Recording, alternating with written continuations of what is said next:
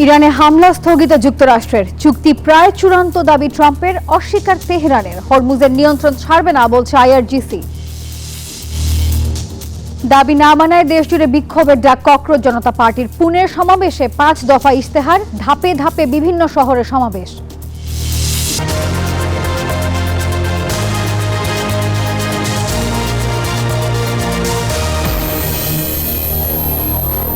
স্বাগত গ্লোবাল টাইমে। বিশ্বের নানা প্রান্তের খবর নিয়ে আপনাদের সাথে আছি আমি নাফিসা হক। দেখছিলেন শিরোনাম, যাচ্ছি পুরো খবরে।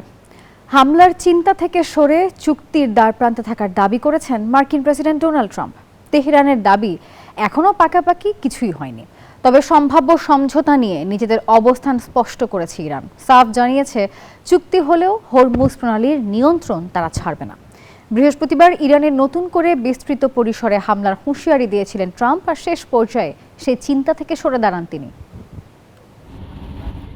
উপসাগরীয় অঞ্চলে মার্কিন বাহিনী প্রস্তুত থাকলেও আচমকাই থেমে গেছে ইরানের সম্ভাব্য হামলার সব তোড়জোড়। ট্রুথ সোশ্যালে ডোনাল্ড ট্রাম্প দাবি করলেন, দীর্ঘ আলোচনার পর তেহরানের সঙ্গে একটি চুক্তির অনুমোদন হয়েছে, তাই সব ধরনের পূর্ব নির্ধারিত হামলা ও বোমাবর্ষণ বাতিল করেছেন মার্কিন প্রেসিডেন্ট।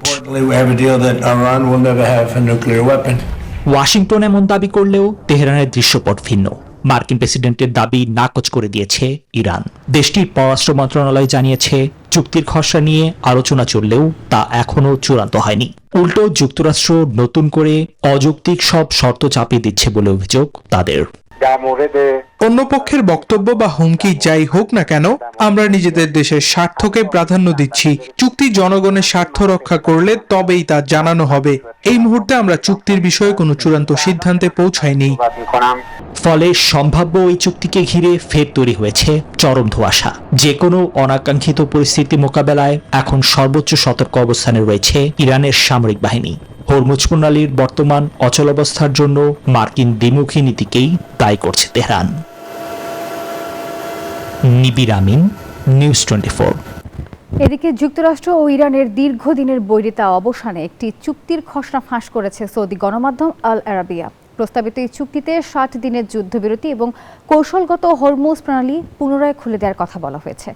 যুদ্ধবিরতি চলাকালে মার্কিন অবরোধ প্রত্যাহার এবং ইরানের ইউরেনিয়াম সমৃদ্ধকরণ নিয়ে দুপক্ষের মধ্যে আলোচনা চলবে। পাকিস্তানের মধ্যস্থতায় তৈরি এই চুক্তির আওতায় সব ধরনের সামরিক হামলা সম্পূর্ণ বন্ধ থাকবে। যে কোনো শর্ত ভঙ্গ হলে তা মধ্যস্থতাকারীদের মাধ্যমে সমাধান করা হবে।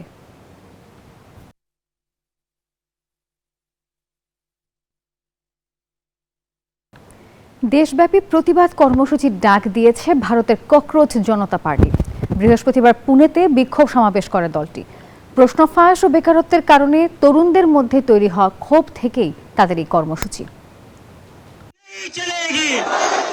যন্তর মন্তরের পর এবার মহারাষ্ট্রের পুনে ককরোচ জনতা পার্টি বা সিজেপির সমর্থকরা জড়ো হলেন অভিজিৎ দীপকের ডাকে। নিট পরীক্ষা নিয়ে একাধিক অনিয়ম ও গাফিলতির অভিযোগ তুলে কেন্দ্রীয় শিক্ষামন্ত্রী ধর্মেন্দ্র প্রধানের পদত্যাগের দাবিতে এই বিক্ষোভ কর্মসূচি আয়োজন করা হয়। পুনের একটি বিশ্ববিদ্যালয়ে আয়োজিত সমাবেশে সিজেপির প্রতিষ্ঠাতা অভিজিৎ দীপকের সঙ্গে সংহতি প্রকাশ করে যোগ দেন বিশিষ্ট পরিবেশ ও শিক্ষা আন্দোলন কর্মী সোনম ওয়াংচুক। সমাবেশে অভিজিৎ দীপকে স্পষ্ট ভাষায় জানান, ধর্মেন্দ্র প্রধান দ্রুত পদত্যাগ না করলে আন্দোলন আরও বৃহত্তর পরিসরে ছড়িয়ে দেওয়া হবে। ইতিমধ্যেই সামাজিক যোগাযোগ মাধ্যমে এই আন্দোলন নিয়ে ব্যাপক আলোচনা শুরু হয়েছে। বিশেষ করে ছাত্র যুব সমাজের একাংশের মধ্যে বিষয়টি নিয়ে আগ্রহ বাড়ছে। এদিন সমাবেশ থেকে সিজেপি তাদের 5 দফা শিক্ষা ইশতেহার প্রকাশ করে। পাশাপাশি পুনে থেকে শুরু হওয়া এই আন্দোলন দেশের বিভিন্ন প্রান্তে ছড়িয়ে দেওয়ার ঘোষণা দেওয়া হয়। জয়পুর, লখনৌ, অমৃতসর, বেঙ্গালুর ও হায়দ্রাবাদ ঘুরে আগামী 20 জুন নয়াদিল্লির যন্তর মন্তরে এক বৃহৎ অবস্থান কর্মসূচির মধ্য দিয়ে শেষ হবে এই ধারাবাহিক আন্দোলন। চন্দ্রানী চন্দ্রা, নিউজ 24। গাজায় ইসরায়েলি অবরোধের জেরে চিকিৎসাভাবে প্রাণ গেছে ব্লাড ক্যান্সারে আক্রান্ত এক শিশুর। বিদেশে উন্নত চিকিৎসার অনুমতি না পেয়ে মৃত্যু ঝুঁকিতে রয়েছে 16,000-এরও বেশি ফিলিস্তিনি। এমন প্রেক্ষাপটে উপত্যকাকে ইসরায়েলি অবরোধ প্রত্যাহার সহ চিকিৎসা সেবা নিশ্চিতে ট্রাম্প প্রশাসনকে চিঠি দিয়েছেন 61 জন মার্কিন আইন প্রণেতা। গাজায় ইসরায়েলি আগ্রাসনে বেশিরভাগ হাসপাতালের কার্যক্রম বন্ধ রয়েছে। চিকিৎসা ও ঔষধের অভাবেই প্রাণ হারাচ্ছেন নিরীহ ফিলিস্তিনিরা। এরই মধ্যে বৃহস্পতিবার চিকিৎসাভাবে প্রাণ হারিয়েছে 6 বছর বয়সী এক শিশু। বিরল ব্লাড ক্যান্সারে আক্রান্ত শিশুটির পরিবার উন্নত চিকিৎসার জন্য বিদেশে যাওয়ার আবেদন করলেও মেলেনি অনুমতি। শ্বাসকষ্ট সহ নানা রোগে আক্রান্ত হয়ে মৃত্যু ঝুঁকিতে রয়েছে 16,000-এর বেশি ফিলিস্তিনি। স্বাস্থ্য মন্ত্রণালয়ের অভিযোগ, ইসরায়েলি অবরোধের জেরে উপত্যকায় পর্যাপ্ত ওষুধ সরবরাহ ব্যাহত হচ্ছে। এতে ক্যান্সার, থ্যালাসেমিয়ার মতো দুরারোগ্য রোগে আক্রান্তদের চিকিৎসা দেয়া অসম্ভব হয়ে পড়েছে। বিদেশে চিকিৎসার সুযোগ কেড়ে নিয়ে তেল আবিব পরিকল্পিতভাবে মানুষ হত্যা করছে বলে অভিযোগ তাদের।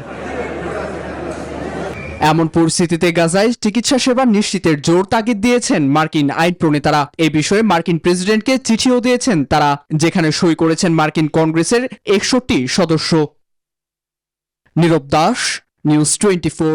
বাংলাদেশ ও ভারতের সীমান্ত ব্যবস্থাপনায় সহযোগিতা আরও জোরদারের বিষয়ে একমত হয়েছে দুই দেশ।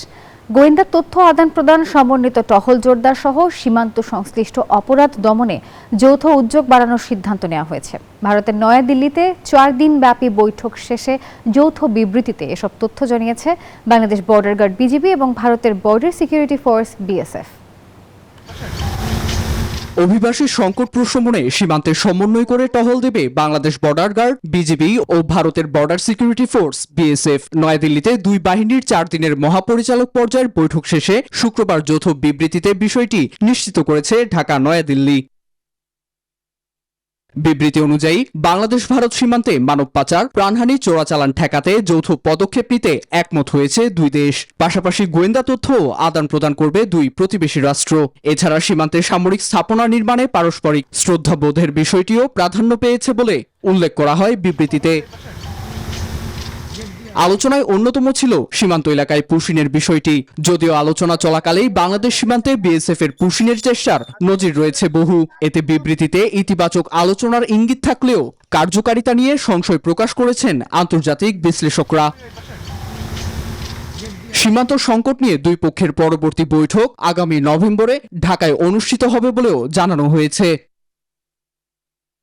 নীরব দাস, নিউজ 24।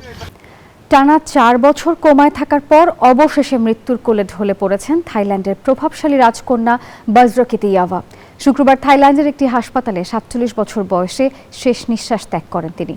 বর্তমান থাই রাজা মহাভাজিরালঙ্কর্ণের 7 সন্তানের মধ্যে বজ্রকিতিয়াভাই ছিলেন সবচেয়ে বড় এবং রাজ সিংহাসনের অন্যতম প্রধান ও সম্ভাব্য উত্তরাধিকারী।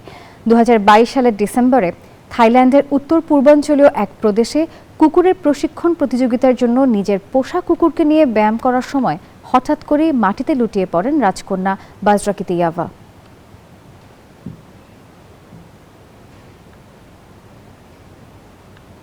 ইরানে পরিকল্পিত সামরিক হামলা স্থগিতের ঘোষণার পর বিশ্ববাজারে জ্বালানি তেলের বড় দরপতন হয়েছে। শুক্রবার ব্রেন্ট ক্রুডের দাম 1.3% কমে ব্যারেল প্রতি $89.17 নেমেছে। আর এছাড়া WTI ক্রুডের দাম 1.4% কমে দাঁড়িয়েছে $86.48। ফলে সপ্তাহ জুড়ে ব্রেন্ট ক্রুড 4.2% এবং WTI 4.4% দর হারিয়েছে। দক্ষিণ কোরিয়ার সাবেক প্রেসিডেন্ট ইউন সুক ইয়োলকে 30 বছরের কারাদণ্ড দিয়েছে দেশটির আদালত। শুক্রবার সিওলের একটি আদালত এই দণ্ডাদেশ দেন। 2024 সালে সামরিক আইন জারির ব্যর্থতা ঢাকতে পিয়ংইয়ংয়ে সামরিক ড্রোন পাঠিয়ে গোলযোগ সৃষ্টির চেষ্টা চালান তিনি। এই অভিযোগের সত্যতা প্রমাণিত হয় তার বিরুদ্ধে কঠোর পদক্ষেপ নেয় দেশটির আদালত।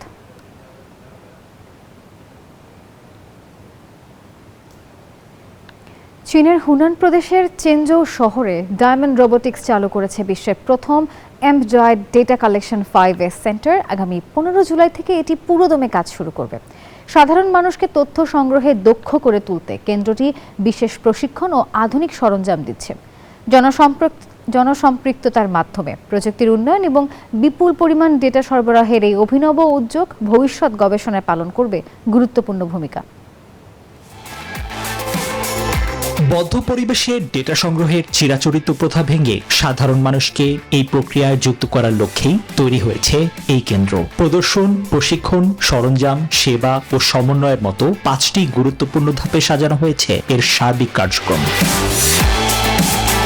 এখানে নাগরিকরা খুব দ্রুত কাজ শিখে ডেটা সংগ্রাহক হতে পারবেন। প্রশিক্ষণের পাশাপাশি তাদের দেয়া হবে অত্যাধুনিক 5 ফিঙ্গার ডেটা গ্লাভস এবং হেড মাউন্টেড ক্যামেরার মতো সব আধুনিক প্রযুক্তি সামগ্রী।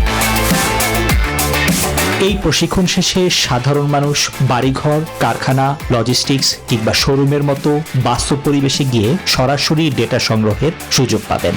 এর ফলে অত্যন্ত নির্ভুল ও বৈচিত্র্যময়ভাবে আধুনিক প্রযুক্তিতে সংরক্ষিত হবে মানুষের স্বাভাবিক কাজের ধরনগুলো।